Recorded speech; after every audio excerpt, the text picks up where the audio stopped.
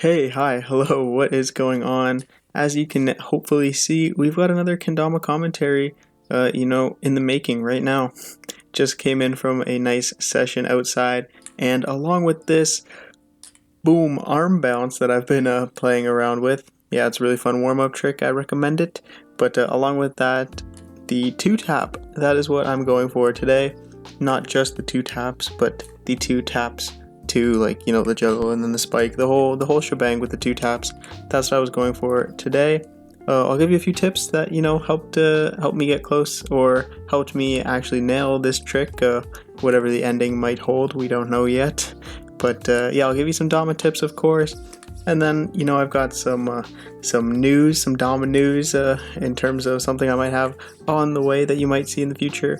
I've got, a little watch recommendation, something that I think some of you guys might enjoy checking out, and my little take on it.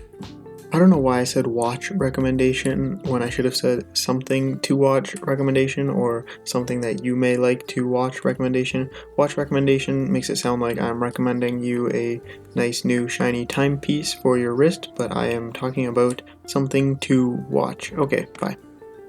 And then, a couple other things going on that if you want to leave your thoughts on, always open to some recommendations, some good vibes. And yeah, with that, maybe I'll wrap up my warm-ups here soon and we can get into the commentary. So you will see me fiddling around with some random warm-up and fun whirlwind tricks and stuff like that. Really just gonna let the video and maybe even some of the audio roll. It was super interesting because I say super too much, but it was quite interesting being outside. It was a super nice day, and then when I came in and just watched a little bit of this footage back, I realized the bird chirping and the nice outdoor ambiance was really shining through. So I might leave some of the raw audio in with the birds and the kendama clicking around, maybe the neighbors talking behind the fence, but mostly the ambiance is really nice out there, and I'd like to leave some of that in the background, maybe along with some music or tunes. I haven't really decided yet, but I mean at this point you already know, so I don't know why I'm thinking out loud. Out the gate, we'll start off with some of the Dama stuff, because I'm sure that's what most of you guys are interested in. I do happen to have a brand new kendama on the way. I don't know if you've been around a while, you'll notice. For someone who talks about and plays a lot of kendama, I don't have that many kendamas in my collection. I mean, I have 6 or 7, so some people would say, oh my god, that's so many kendamas in your collection. I only have one. But some people have hundreds and hundreds, so I'm slowly growing the collection. Got a new Dama on the way. Do I spoil what it is? Yeah, sure, what the hell. Actually, it's only... Okay. Okay, yeah. I picked up one of the new analog Damas, the 2021 Squab series. But which one? That's where the surprise will linger.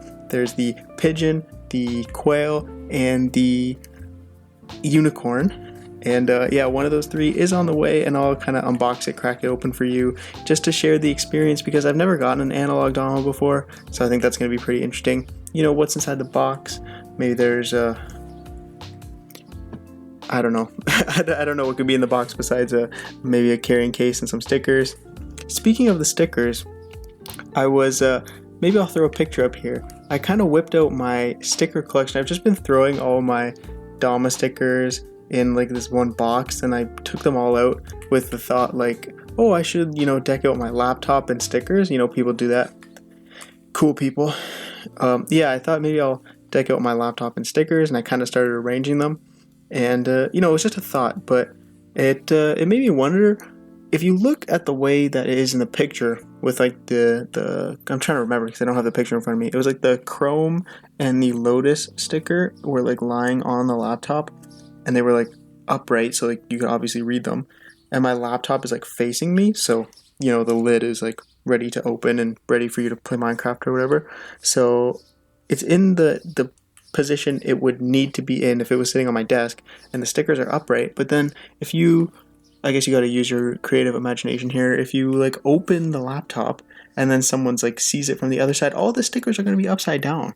So are you supposed to put the stickers upside down for you so that it's right side up when you open the laptop.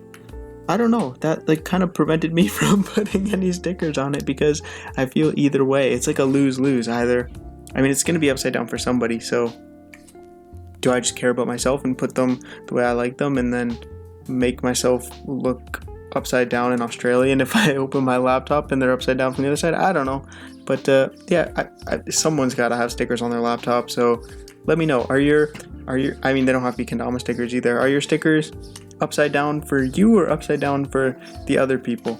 Maybe that's like a litmus test for how self-thinking you are. If you have them right side up for you, you only care about yourself, and your favorite color of cupcake is chocolate. Anyways, that kind of made me think of the the ultimate litmus test. Have you heard of the shopping cart litmus test? That's like the ultimate test for what kind of like person you are, or like, maybe I should have looked this up, but it's like the shopping cart, returning the shopping cart more specifically, is like the ultimate test for like ungoverned people, because obviously everyone knows that returning the shopping cart into the cart little buggy holder stable thing is the right thing to do, and nobody will argue otherwise that is the right thing to do. Yet, obviously, some people, they're lazy or they're tired or blah, blah, blah. They leave the shopping carts out. And if you leave them out, no one's going to punish you and no bad things are going to happen to you. So it's like the ultimate test. If there's no consequence, no repercussions or anything, do you still do the right thing? That's like look it up. It's like the shopping cart test or something. It's a real thing. It's not something I'm making up. But I don't know how we got there from the laptops. Oh, the laptop's putting the stickers the right way. Yeah, which way do you put your stickers? Let me know. And let me know if you even do put your stickers anywhere, because I feel like it's like kind of a certain kind of person that throws stickers all over everything. And if you're not, what do you do with them? Because I can imagine a lot of Kendama players with just boxes and boxes of stickers. Some people probably even throw them out. So if you're that person, maybe don't let me know. That'll make me sad. Moving on, I've got two kind of pieces of watching news or recommendations or whatever. The first, super quick, you might remember if you watched some of these previously, my girlfriend and I are ripping through all of the Marvel movies, and we just watched Captain America the Winter Soldier, and that was super good, super enjoyable. So maybe if you haven't watched all the Marvel movies, or you have watched them and you just want to sit back and watch like a Rudy Tooty action shooty movie, then the Winter Soldier was really good. But I don't want that to take away from any of the spotlight of my next recommendation. It's a little late to the party, but better late than never. If you haven't watched Bo Burnham's new Netflix special called Inside, wow, I can't recommend it enough. Now, if you're not totally familiar, which I'm sure you gotta be, if you're on the internet, you gotta be familiar, but basically Bo Burnham is a comedian and musician basically now, and he's had some comedy specials before on Netflix, but he did something totally different during quarantine. Spent 1 year, basically the whole year this isn't a Mr. Beast video, but he went into a room and made this whole entire Netflix special musical comedy routine, deep emotional sadness song, funny, entertaining special, all from inside this room, produced and written and everything by himself, and it's absolutely phenomenal. Now, obviously, in its main form, it is something that you'd watch. It's about an hour and a half, and I can't recommend enough if you get some time to watch this special. I can't say much more about it other than I recommend it so highly. And I've been like on Spotify, the entire soundtrack, which, I mean, basically the entire special is like songs with some, talking from Bo in between, but it's mostly focused around these songs and musical performances by him, and all of the songs made their way over to Spotify in an album, and I have been freaking bumping that playlist like ever since it came out, which was like a month or how long ago? Maybe almost 2 months ago the special came out, and I've been absolutely enjoying the Spotify playlist for that too. So Bo Burnham's Inside, and I know people are gonna say, "What's your favorite song?" Or you gotta listen to them all in their in their order as they progress together. I think it's absolutely incredible. Some of the more memey songs. I can't believe I just say memey. A memey as in meme, like, not meme as in me twice.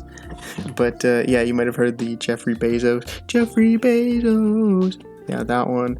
Welcome to the Internet is incredible, fun song. But some of them are a little more sad and a little more, I'm trying to avoid saying the word deep, but you know what I mean, like a little more real. Real is a good word. And just so enjoyable. And the music's actually good. That's the thing, but with like a lot of like kind of comedic lines teased in there. Not teased, but sprinkly winkled in there, and it's really good. I recommend it very much. Bo Burnham's Inside. We really are munching away at the clock here. I guess I should get back to some of the Dama topics. So you may have noticed that I'm kind of struggling with the 2-tap, and you notice also I found it a lot easier with the long string. A lot of these tricks that I end up taking outside benefit from the long string because it's like more like juggly and just you need kind of more freedom, and the long string just helps with that. So if you're going to start practicing taps, the long string, it'll make your life a little easier. You'll notice I'm really struggling. Like, I can kind of get the form of the tap, but I'm really struggling when it transitions into the more controlled juggle. One thing that kept the taps a little more stable was making sure that the cups were always, oh boy, I'm always bad at explaining this. The cups were in a line, like not with one cup to the left, one cup to the right. Roll kind of the same way you would do like a lunar or anything. Rolling the can in your fingers before you pull it up for the taps keeps the small or big, depending on which way you roll, cup towards you, and then the cups are kind of in a line such that, from this side angle you'd see both of the cups in your view. If you can notice, I found that a little bit easier to control the taps as opposed to with one cup on either side, if that makes sense.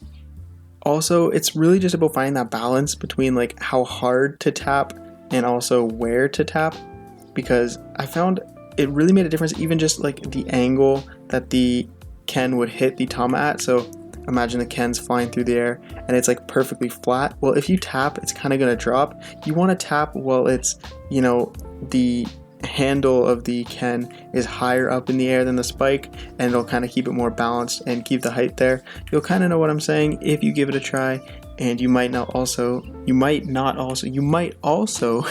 notice that I started going for like a single tap because I want to, every one of these sessions, unlock something new. And if you got to take the baby steps to do that, I'm totally willing. I kind of transitioned into going for that single tap because I knew that after the 1 tap, I could transition a lot easier into the juggle. Whereas after the 2 taps, it was still kind of a mess for me. And I didn't have too much confidence, at least in this session, getting the 2 tap down. And that's pretty much where I can take the commentary and the updates and the fun stuff from here and transition it into just the Dama stuff playing in the background itself. This was a super fun trick to chase, and like always, if you're watching the screen and not just listening, you'll see I throw some random tricks, like a couple whirlwind attempts and gunslingers and sweet specials and stuff are in there, because I always try to keep the mindset of like not just trying to rip out and grind the trick super hard. Just have a good time while you're playing Dama, and that's what I hope that you are doing, and that's why I do it, to show you. You don't have to, don't stress yourself out playing Dama. It shouldn't be the most stressful part of your day trying to grind out a new trick. And now, I guess the spoiler is out. On one of these last few attempts, I was able to barely sneak in the single tap and then the juggle to spike that followed it. The form, not very nice. The look, not very nice. But like I said, it's an unlock, and it's satisfying to hit. It's baby steps towards bigger things, and I'm happy with it. I'll save you the pain of watching how many attempts I took at a little add-on whirlwind, and skip right to the one that I hit, and then my joyful walk out of the sun and out to the camera to say, have a fantastic rest of your day, night, evening, morning, whatever it be, and I'll see you next week with something new, for sure. Kendama stuff, always, and I am out.